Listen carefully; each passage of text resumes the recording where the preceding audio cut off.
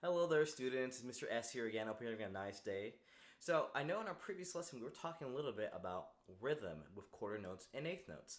So, that'd be really fun if we explore that a little bit more with a song called Lucy Locket.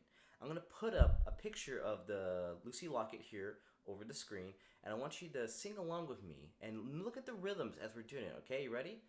One, two, ready, and Lucy Locket lost her pocket. Kitty Fisher found it. Not a penny was there in it, only ribbon round it. Okay, so you notice in that song there's a lot of eighth notes going on, right? And the words are matching up with the rhythm. But there's a couple places where we'll see quarter notes. So what we're going to do now is I'm going to want you to clap along with the words you're saying, reading the rhythms and singing the words. Okay? I'm going to put it up again on the screen and let's follow through. Ready?